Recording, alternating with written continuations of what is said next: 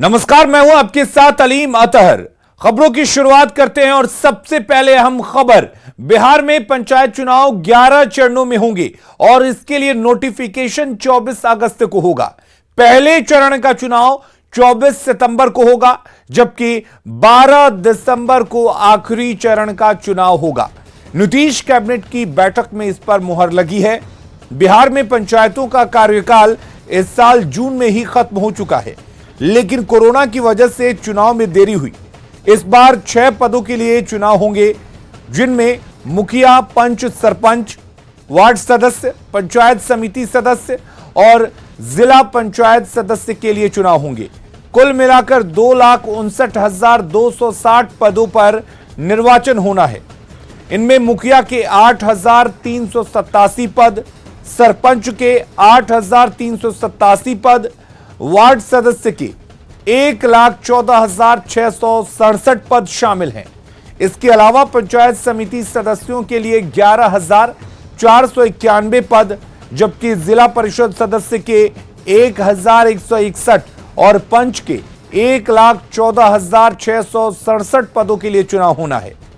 उम्मीद जाहिर की जा रही है कि इन पदों के लिए 10 लाख से ज्यादा उम्मीदवार होंगे और राज्य निर्वाचन आयोग पूरी तैयारी कर रहा है।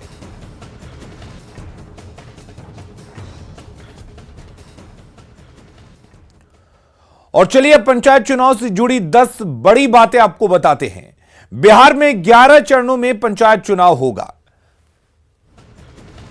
और आपको बता दें कि जून में पंचायतों का कार्यकाल खत्म हो चुका है।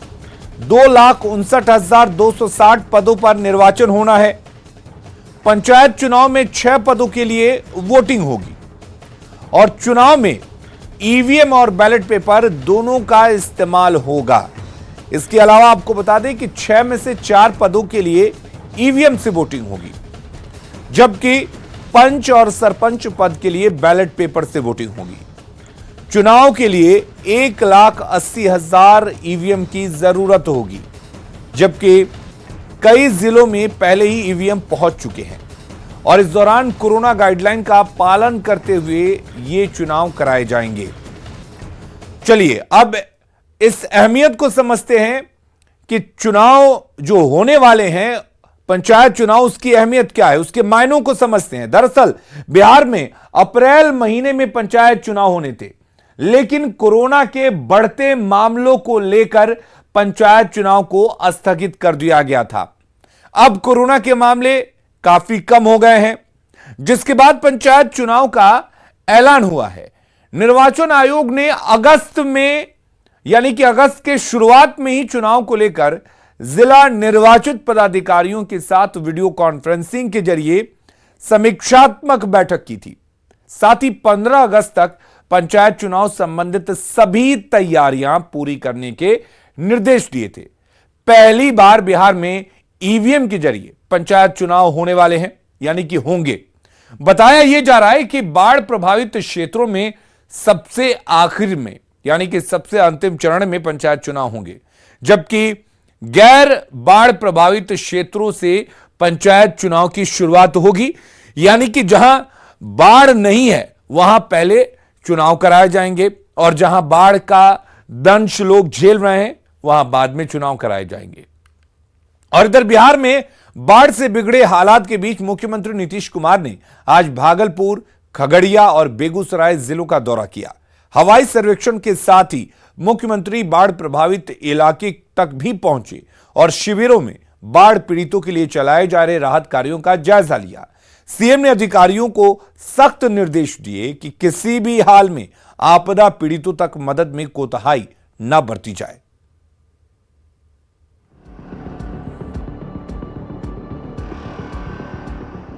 नदियां पूरे बिहार में उफान पर हैं। पटना से लेकर भागलपुर तक गंगा ने तबाही मचा रखी है। कई जगहों पर हालांकि जलस्तर में कमी आई है, लेकिन अभी भी कई ऐसे जिले हैं जहां गंगा के बढ़ते पानी से लोग बेहाल हैं। बाढ़ के गंभीर हालात के बीच मुख्यमंत्री नीतीश कुमार ने मंगलवार को भागलपुर, खगड़िया और बेगूसराय जिलों का दौरा किया। सबसे पहले मुख्यमंत्री ने बाढ़ प्रभावित इलाकों का हवाई सर्वेक्षण किया। उसके बाद सड़क मार्ग से उन इलाकों तक पहुंचे बाढ़ पीड़ितों के लिए चलाए जा रहे राहत कैंपों में जाकर सीएम ने व्यवस्था का जायजा लिया और अधिकारियों को सख्त निर्देश दिए। सीएम सबसे पहले भागलपुर जिले के नवगछिया पहुंचे और यहां अधिकारियों के साथ बाढ़ राहत कार्यों की समीक्षा की। प्रभावित लोग हैं, सबके राहत के लिए सारा इंतजाम किया जाएगा, हर तरह से उसमें किसी प्रकार का कष्ट दिया जाएगा, हर तरह से दिया जाएगा। बाढ़ पीड़ितों को सर क्या शासन हम तो समझ सबको मिलेगा, सहायता मिलेगी बाढ़। ये बार बार हम ये कहते रहे हैं कि आपदा पीड़ितों का सरकार के खजाने पर सबसे पहला अधिकार है, इसलिए उसमें कोई कमी नहीं होने देगी। भागलपुर के नवगछिया के बाद मुख्यमंत्री नीतीश कुमार खगड़िया जिले के परबत्ता प्रखंड पहुंचे, जहां उन्होंने जीएन बांध का जायजा लिया। साथ ही भरतखंड हाई स्कूल में बाढ़ राहत केंद्र का भी निरीक्षण किया। मुख्यमंत्री ने अधिकारियों को सख्त निर्देश देते हुए कहा कि आपदा पीड़ितों का पहला अधिकार सरकार के खजाने पर है, इसलिए किसी भी हाल में बाढ़ की विभीषिका झेल रहे लोगों तक मुकम्मल राहत पहुंचाई जाए। देखते हैं कि इंतजाम क्या किया गया, ठीक इंतजाम है या नहीं, इसको देखना बहुत जरूरी है और हर दिन एक एक चीज़ की जानकारी लेना। तो आप जानते हैं हम लोग 2007 से जो आपदा प्रबंधन के लिए काम शुरू किया और ये भी कह दिया कि आपदा पीड़ितों का सबसे पहला अधिकार सरकार के खजाने पर है। कई जगहों पर बहुत प्रभाव पड़ा है, लेकिन लोगों को राहत मिलना चाहिए, यही हम लोगों का देखना करता है, हर तरह से मदद। खगड़िया के बाद मुख्यमंत्री नीतीश कुमार ने बेगूसराय का भी दौरा किया और वहां के बाढ़ के हालात का जायजा लिया। बाढ़ से बिगड़ते हालात के बीच मुख्यमंत्री ने आपदा का दर्द झेल रहे उन लाखों करोड़ों लोगों तक संदेश पहुंचाने की कोशिश की कि विपदा की इस घड़ी में सरकार और प्रशासन पूरी तरह से बाढ़ पीड़ितों के साथ है। वैसे कई नदियों का जलस्तर कम हो चुका है, बावजूद इसके गंगा नदी ने अपना रौद्र रूप अख्तियार कर रखा है, जिससे बड़ी आबादी प्रभावित हो रही है। न्यूज़ 18 के लिए पटना से शैलेंद्र कुमार के साथ भागलपुर से आशीष रंजन, खगड़िया से दिग्विजय और बेगूसराय से संतोष कुमार की रिपोर्ट। तो मुख्यमंत्री नीतीश कुमार ने जमीन पर जाकर बाढ़ प्रभावित क्षेत्रों का दौरा किया। अब इस दौरे के क्या मायने हैं, क्या अहमियत है, किस तरह से फायदा होगा, वो समझ लेते हैं। दरअसल बिहार में भारी बारिश की वजह से बाढ़ की स्थिति लगातार बनी हुई है। कई जिलों में बाढ़ जैसे हालात बने हुए हैं। बाढ़ के कारण लोग परेशान हैं। सीएम नीतीश कुमार बाढ़ को लेकर काफी गंभीर हैं।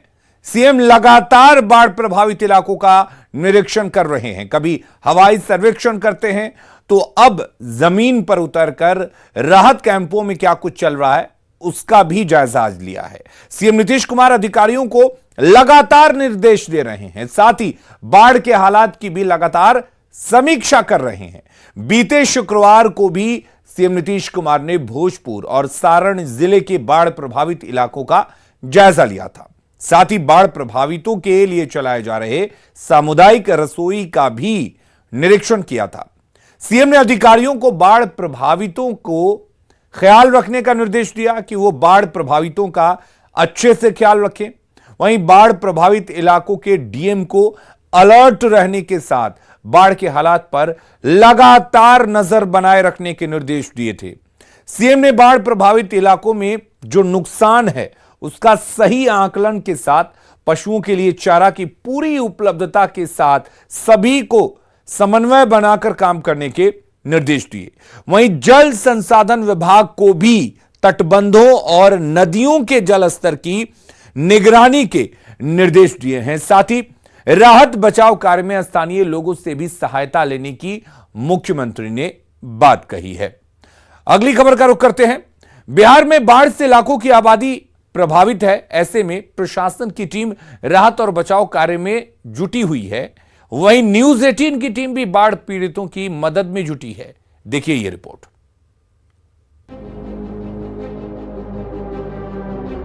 बाढ़ पीड़ित के लाइव रेस्क्यू की यह तस्वीर सोनपुर इलाके की है, जहां बाढ़ के पानी में फंसे एक युवक की न्यूज़ 18 के फ्लड रिपोर्टर की पहल पर लोगों ने जान बचाई। यहाँ पे नहीं बचाया जाता तो डूब जाता ही। 5 मिनट और इसको अगर नहीं नाव लेके आया जाता तो डूब जाता सर। लोगों ने आवाज लगाया न्यूज़ 18 हाँ हाँ, आप लोग हम सब लोग पहुँचे। उसके बाद नाव भी आया, लग्गी भी गया, 3 आदमी कूद का तो बच गया। बिल्कुल, देखिए ये ये जिम्मेवारी होती है, ये एक मीडिया की जो है वो जिम्मेवारी होती है। न्यूज़ 18 एक इस जिम्मेवारी को बखूबी निभाता आया है और भगवान न करे कि आगे इस तरह की नौबत और किसी के साथ ऐसी घटना हो और उसे बचाने की जो है वो ऑपरेशन न्यूज़ 18 की तरफ से चलाना पड़े।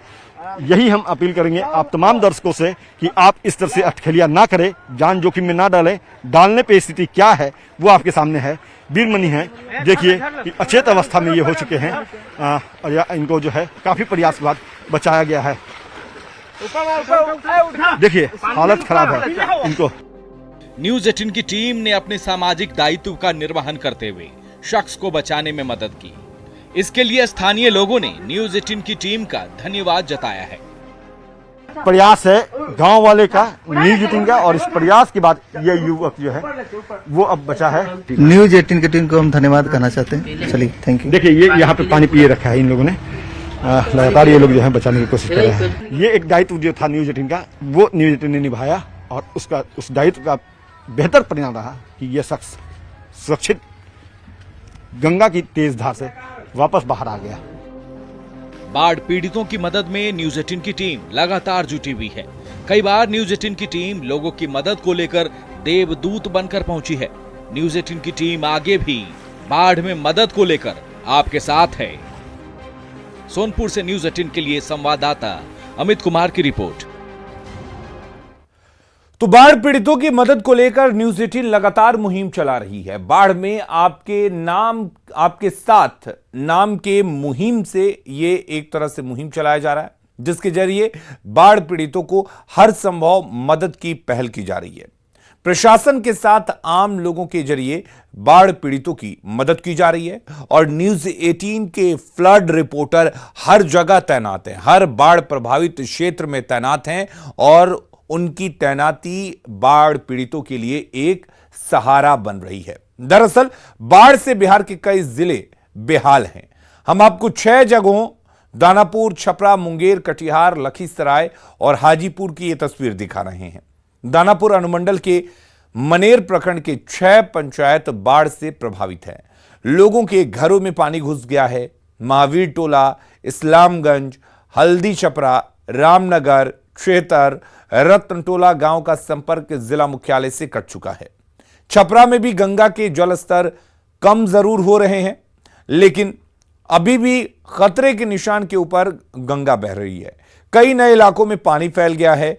बाढ़ की वजह से मुंगेर में रेल और सड़क पुल के अप्रोच रोड का काम रुक गया है। कंस्ट्रक्शन कंपनी के बेस कैंप में पानी भर गया है, जिससे काम बंद है। कटिहार की बात करें तो कटिहार के कुर्सेला प्रखंड में गाइड बांध पर गंगा कोसी नदी का दबाव बढ़ता जा रहा है और अब बांध पर खतरा मंडराने लगा है। लखीसराय के विद्यापीठ चौक और पिपरिया प्रखंड के मुख्य मार्ग पर पानी बह रहा है। जिला मुख्यालय से पिपरिया प्रखंड के रेहुआ, मुड़वड़िया, ओलीपुर, मोहनपुर, रामचंद्रपुर समेत दर्जनों गांव का संपर्क टूट गया है। बात अगर हाजीपुर की करें तो हाजीपुर के बालदास घाट इलाके में गंडक का पानी घुस गया है। बाढ़ के चलते हजारों लोग प्रभावित हुए हैं। तो बाढ़ के भयावहता को हम समझने की कोशिश करते हैं। दरअसल भारी बारिश के कारण राज्य में बाढ़ की स्थिति बनी हुई है। इस साल जून महीने में लगभग 2 गुनी बारिश हुई, जिससे उत्तर बिहार के 11 जिले प्रभावित हुए। अगस्त के पहले सप्ताह में 15 जिले प्रभावित हुए। अब बाढ़ से बिहार के कुल 26 जिले प्रभावित हो चुके हैं। उत्तर बिहार के साथ ही दक्षिण बिहार में भी बाढ़ की स्थिति लगातार बनी हुई है।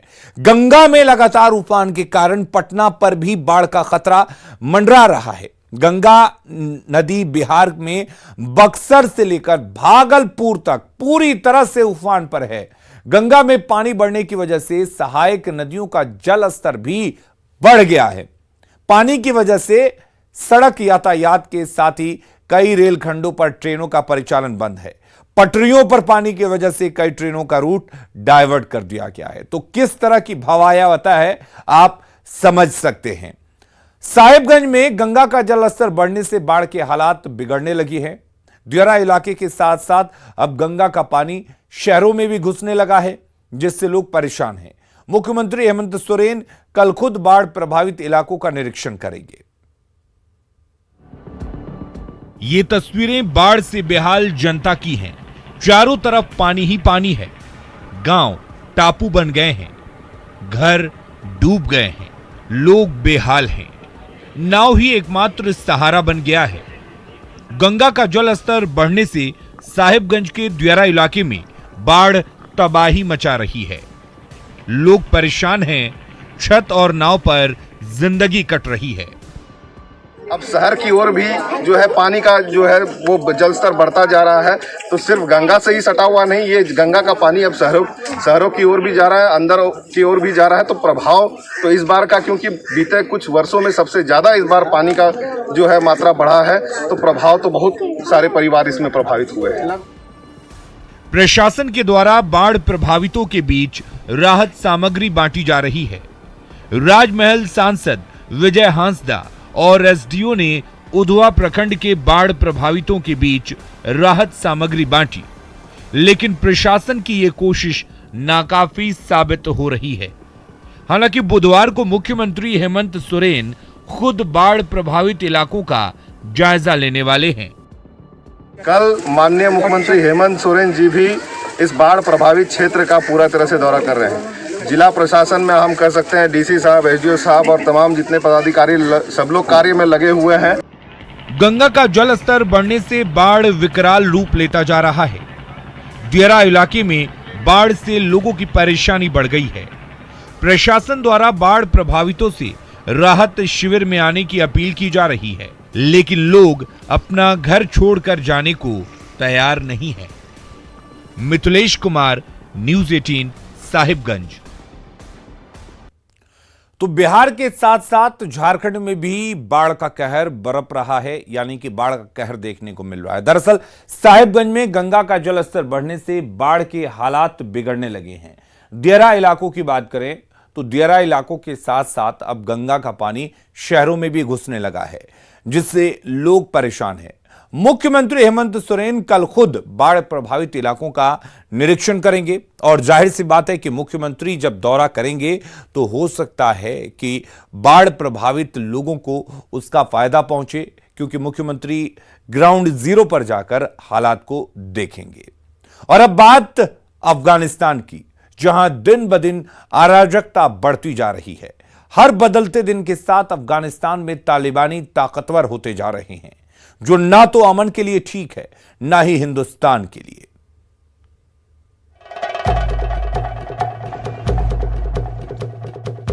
आया तालिबान, पूरी दुनिया हलकान। अमेरिका की सफाई, खुश है पाकिस्तान। भारतीय प्रोजेक्ट का क्या होगा अंजाम? बेहाल अफगानिस्तान, भारत परेशान। भारत की परेशानी लाजमी है, वजह है तालिबान की चाल और चरित्र जो बिल्कुल नहीं बदली। वो आतंकवाद का पैरोकार है, खौफ का दूसरा अवतार है। अपनी हैवानियत से वो सबको हैरान कर देता है। यही वजह है कि अपना मुल्क छोड़कर अफगान भाग रहे हैं। दुनिया भर के देश अपने नागरिकों को वहां से निकाल रहे हैं। भारत ने भी अपने नागरिकों को बाहर निकालने का मिशन शुरू कर दिया है। जयकारा लगाते ये वो लोग हैं जिन्हें काबुल से भारत लाया गया। इन्हें काबुल से पहले गुजरात के जामनगर, फिर वहां से हिंडन एयरबेस तक लाया गया। इस ऑपरेशन के तहत करीब 150 लोगों को भारत लाया गया है। भारत आने के बाद सुनिए अफगानिस्तान में भारतीय राजदूत रुदेंद्र टंडन ने क्या कहा। आपके स्वागत का प्रभाव हम सब पर पड़ता है। भारतीय वायुसेना को धन्यवाद, जिन्होंने हमें ऐसी परिस्थितियों में उड़ाया जो सामान्य नहीं है।